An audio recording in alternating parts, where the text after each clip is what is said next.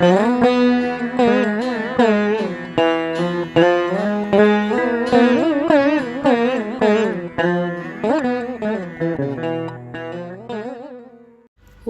ஸ்ரீ ஆதிசிவனே போற்றி போற்றி. அன்பு, கருணை, காருண்யம் எனும் சக்தி நிலைகள் மூன்றும் உணர்வற்ற ஈர்ப்பு சக்திகளாகும். உணர்வின் உச்சம் தீண்டினால் ஆங்கே வீற்றிருக்கும் அன்பினை உணரலாம்.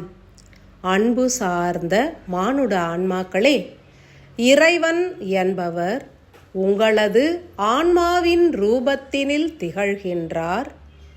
ஆன்மா எனும் காந்த சக்தி நிறைந்த வெள்ளி மற்றும் பாதரச ஒளிக்கற்றைகள் மேல் நோக்கிய ஈர்ப்பினை வழங்குகின்ற தருணத்தில் தங்க தாமிர ஒளிக்கற்றைகள் கீழ் நோக்கிய ஈர்ப்பினை வழங்கிடும்.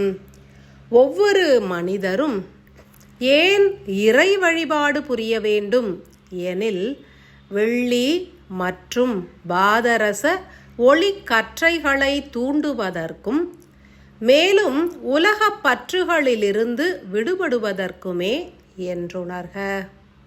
ஆன்மாவானது ஒவ்வொரு மனிதனின் சிரசின் மையம் உள்ள உயிர் அணுவோடு பூரண தொடர்பு நிலையினை பெற்றிருக்கும். சிவமாகிய ஆன்மா சக்தியாகிய உயிர் அணுவோடு தொடர்பு கொள்வதன் மூல காரணமே பாதரச ஒளி சக்தியின் ஈர்ப்பு விசை என்றே உணருங்கள். ஒவ்வொரு மனிதரும் 4 வகை ஒளிக்கற்றைகளை கொண்டிருந்தாலும் அவற்றின் மையத்தில் பாதரச ஒளி ஒன்றே நிலைத்திருக்கும்.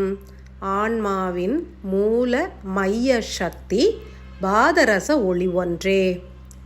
4 ஒளிக்கற்றைகளையும் இணைத்து பிணைப்பது மைய சக்தியான பாதரசமே. இதனை நன்கு உணர வேண்டும். எமது பாதரச ஒளிக்கற்றைகளை ஏற்க வேண்டும் எனில் உணர்வு நிலைகளை கடந்து ஆன்மாவின் ஈர்ப்பினை உணர்ந்திருக்க வேண்டும். ஒவ்வொரு மனிதனுக்கும் ஆன்மாவே இயக்கத்தின் மூலாதாரமாகும். உயிர் சக்தியே இயக்கத்தின் ஆதாரமாகும். எனினும் ஆதிசிவன் எனும் மூல மைய ஆற்றலே அனைத்திற்கும் காரணமாகும். ஈசன் என்றும் பரமாத்மா என்றும் ஆதிசிவன் என்றும் உணரப்படுகின்ற அனைத்து நிலைகளும் பாதரச ஒளியின் துவக்க நிலை என்றும் அனைத்து ஆன்மாக்களின் இயக்கத்திற்கான காரண நிலை என்றுமே அறிந்திடலாம். மானுடர்களே, மனிதர்கள் என்பவர்கள் ஆதிசிவனின் அம்சங்களே. ஏனெனில் லிங்க ரூபம் எனும் உடல் அமைப்பினை ஏற்று ஈர்ப்பு சக்தி எனும் மூல மைய ஆதார ஆற்றல்களினால் இயங்குகின்றனர். ஒவ்வொரு மனிதனின் சிரசு பகுதியும் லிங்க ரூபம் போன்று வடிவமைக்கப்பட்டவையே. ஒரு மானுடனின் தலை பகுதியினை ஆழ்ந்து கண்ணுற்றால் லிங்க ரூபம் போன்று அமைந்திருப்பதனை உணரலாம். அதன் மையத்தில் உயிர் சக்தியானது இயங்குவது போன்று ஒவ்வொரு மனிதனும் வடிவமைக்கப்பட்டுள்ளனர். தனது மனித உடலினை கொண்டே இறைவனை உணர்ந்தவர்கள் அதனை ஆதாரமாக கொண்டு உருவாக்கிய நிலையே அருவ ஆற்றலான சிவலிங்க ரூபமாகும். லிங்க ரூபம் ஒவ்வொன்றும் பாதரச ஒளிக்கற்றைகளை எளிதாய் ஈர்க்கும் திறன் பெற்றிருக்கும். அதன் பொருட்டே ஆதிசிவன் எனும் பரம்பொருளின் பாதரச ஒளிக்கற்றைகள் ஒவ்வொரு மனிதனின் சிரசினையும் எளிதாய் ஈர்க்கின்றன.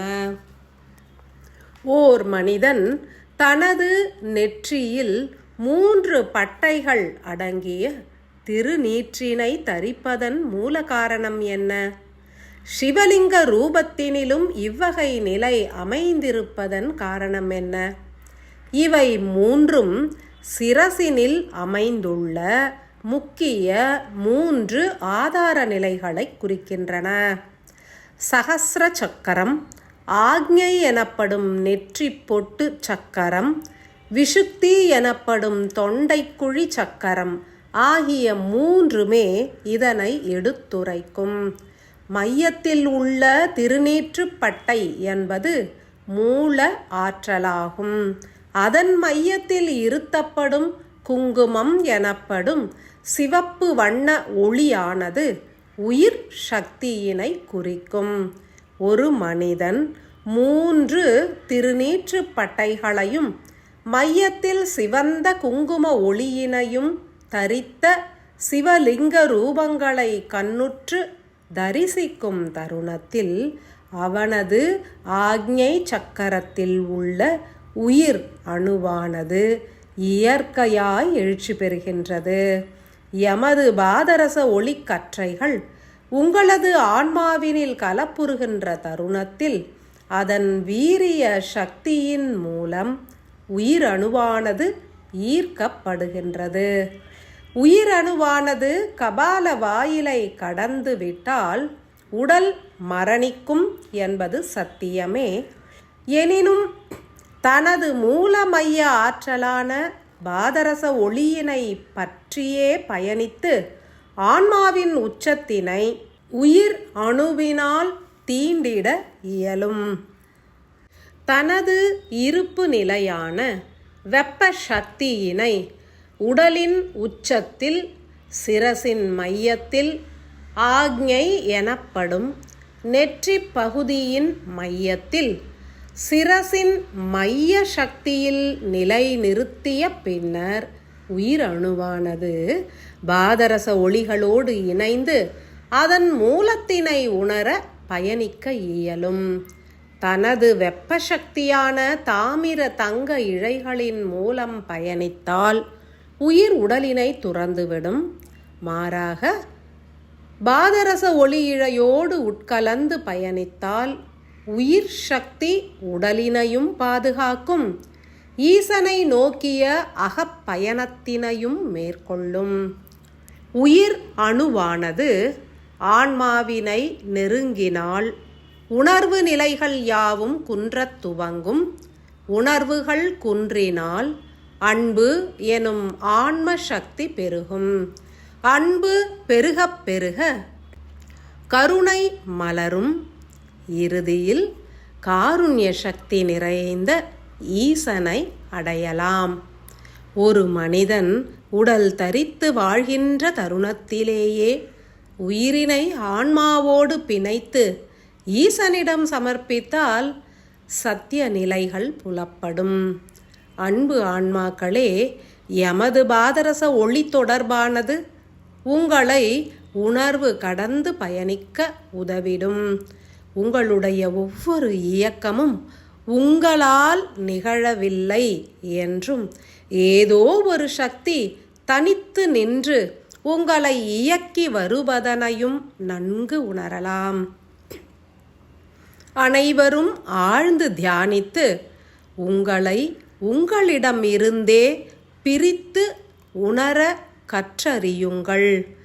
எவ்விதம் மாற்று மனிதர் ஒருவரை தனித்த மனிதராக உணருகின்றீர்களோ அவ்விதமே உங்களை தனித்து உணருங்கள்.